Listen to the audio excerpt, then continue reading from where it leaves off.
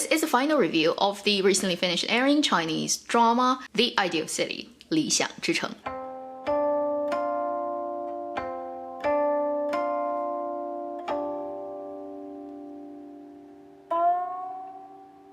理想之城, The Ideal City, is a 40-episode drama that has just finished airing in China on both satellite television and web platform iQIYI. It is led by Sun Li, Zhao Youting, Yu Hewei, Chen Minghao, Gao Ye, Liu Yi, Chang Yang, Chao Yue. Quite a lot of familiar names, at least to me. This drama is based on an existing novel that was published back in 2016 called Su Xiao de 战争, Su Xiao's War, and Su Xiao is the character name of the lead female character. This drama's main focus is on the profession or professions related to construction. In a way, it's still related to last year's Sun Li-led drama, I'll Find You a Better Home, where it is to do with property selling, whereas this is to do with property building. This drama started shooting at the middle of August last year and wrapped at the very end of the year. So it had a rather long production schedule. Initially, I wanted to do a first impression, but because of this and that, it got delayed and couldn't make it that week. And then I wanted to do a halfway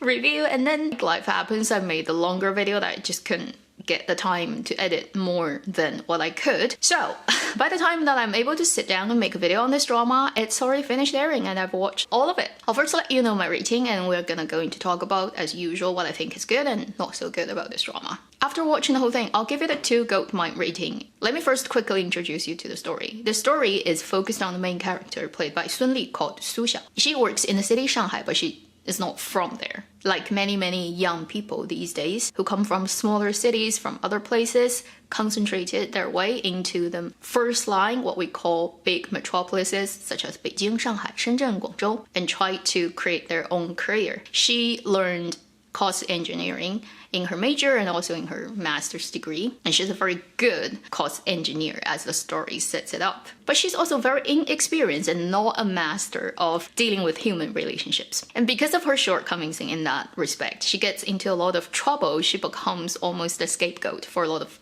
other people's problems and run into a lot of obstacles of trying to survive and make a career for herself in this particular field. She fights off each and every of the challenges on her way and gradually becomes, let's say, better at doing her professional cost engineering job, but also getting a better understanding of how to navigate her way in the big corporate kind of environment. So in a way, a contemporary professional setting big female lead drama, but not so just concentrated on her. This drama gives you a very good depiction of an ensemble of the higher ups of big corporate, all kinds of characters and how they just play the game of office politics. So let me first talk about the good things I like about this drama. The first positive thing I highly appreciate is it is a rather realistic textured drama, as the drama itself is mostly focused on the professional plot. Its camera language, its lens, its color palette, it's definitely having no skin smoothing in any way type of aesthetics. And I appreciate that. I know most of the dramas these days who are under the supposed professional dramas name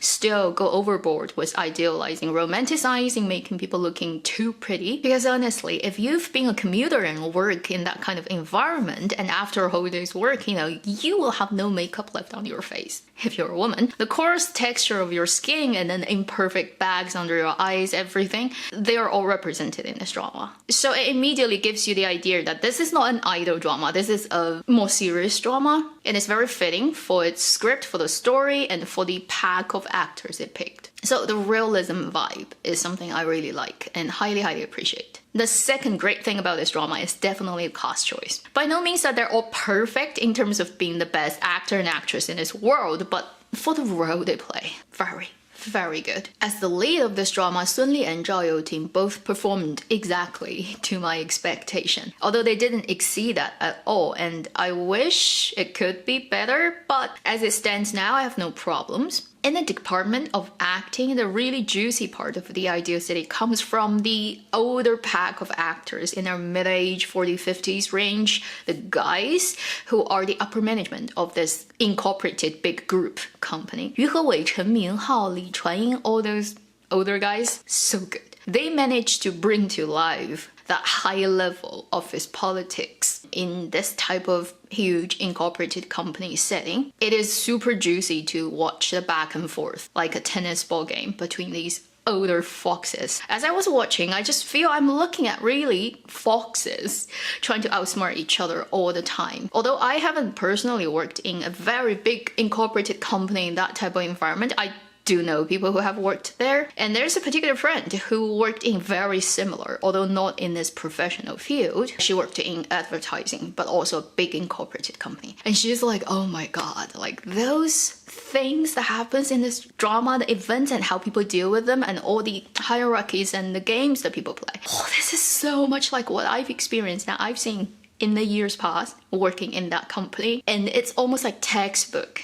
For certain people, it becomes super exciting to watch just because it reflects so much of their life experience. Although I don't have that personally, I can appreciate that, and I understand why it make people feel, wow, this is so well written and so exciting, and these actors are just perfect for those roles. Plus, the younger actors who hardly really have any very important plot-wise functions still are very enjoyable to watch. Here, I mean Yang Chaoyue and Liu Yichang. Liu Yichang is from I've Fallen For You, and I have special soft spot in my heart for that drama, so I've been watching what kind of drama he's been doing ever since then. He has a very tiny role in this drama, hardly really having any presence, but he suits it quite well. As for Yang Chaoyue, she comes from the idol selection background, and she's been in dramas that are, let's just say honestly, not that good, and she didn't do great jobs at acting too. But this drama, she fits the role perfectly. I think they picked her for that purpose, and she just fulfilled that purpose to its 100%. Her character's relationship with the female lead role is probably the cutest relationship within the entire drama. It has a lot of heartwarming, soft, very human elements. So the second great thing about this drama, perfect casting choices, perfect actresses for the roles they play. The third thing,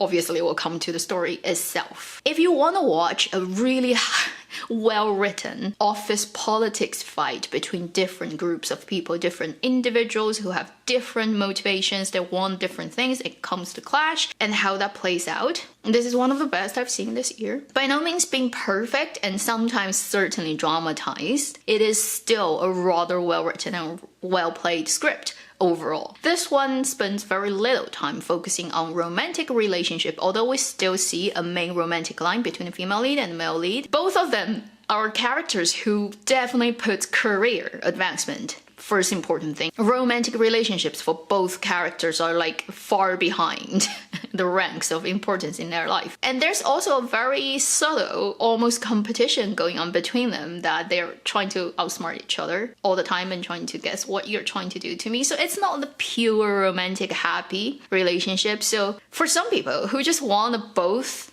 characters in a relationship being perfect and just put love first, this may not be your drama, because neither of them are that lovable in that respect. They would definitely dig a hole for the other person to jump in if they think it will serve their purpose of getting what they want. So I appreciate this drama. It does take a quite realistic angle on romantic relationships for people who are very ambitious, let's just say. These are the great things of this drama. If you like this particular genre of story, you will enjoy watching it. Now let's talk about a couple of things that are not that ideal. First, if you are a real cost engineer who basically estimate the budgets of a project such as building a huge building, you go and figure out the proposal, you submit it, and then compete with others and see if your plan gets picked, that type of job may not be so satisfactory to you. I do not know personally if the depiction of the details of this job is correct in this drama, but I do have followers on social media who actually work in this field for a living in China, and they told me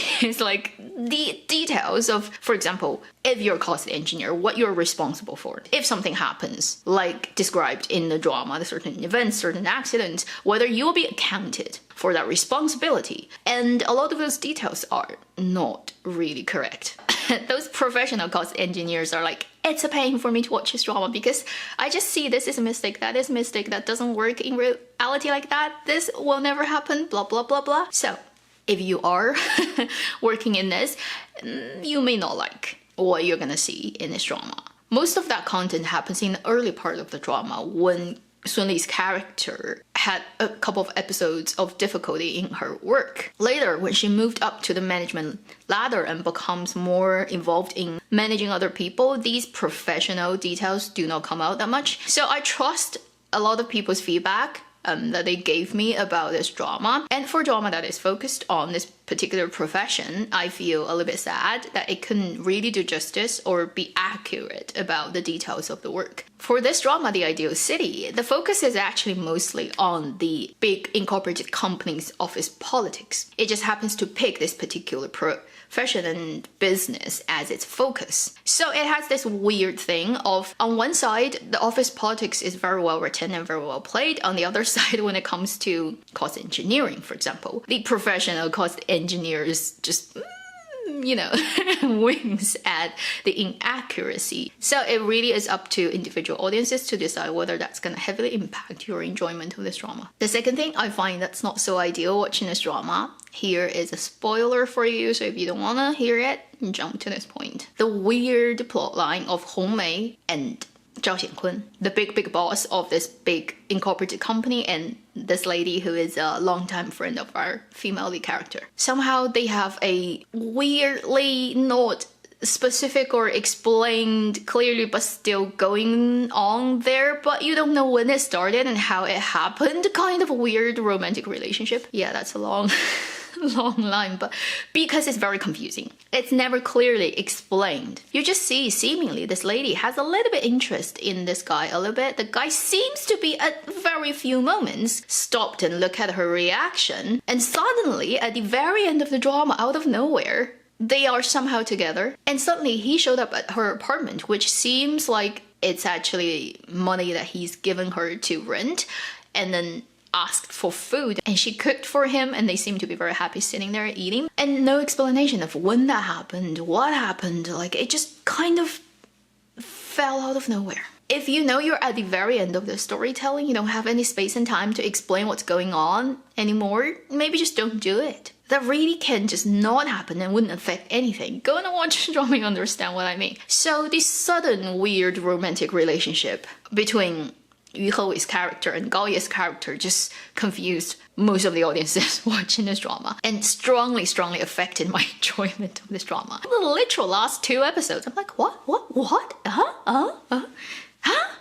When? How did this happen? Not happy about it. So these are the 2 major shortcomings, but everything else is pretty watchable, and I did follow this drama as it airs every day, and I enjoyed it very, very much. I've heard that this drama may have a second season, but it's just very May stage. And the writers and producers said, we're very appreciative of people's interest in this project, but we want to do justice to the story, so even if we make a second season, it's gonna take a long time, because we're gonna sit down and figure out what's the development of those characters in the future. We want to write a good script before we start filming it. So even if there would be one, there's a long time to go before that happens. So that should conclude my final review on the drama 理想之城, The Ideal City. Before I went into this drama, I thought I'd be mostly attracted to or be interested in Sun Li or Zhao Youting's performance. But after I've watched it, they actually are not the reason that sustained me throughout this drama. It is the joint effort of every character who showed up on screen, and then the rather good writing that made this story working for me. Compared to last year's Sun Li led I'll Find a Better Home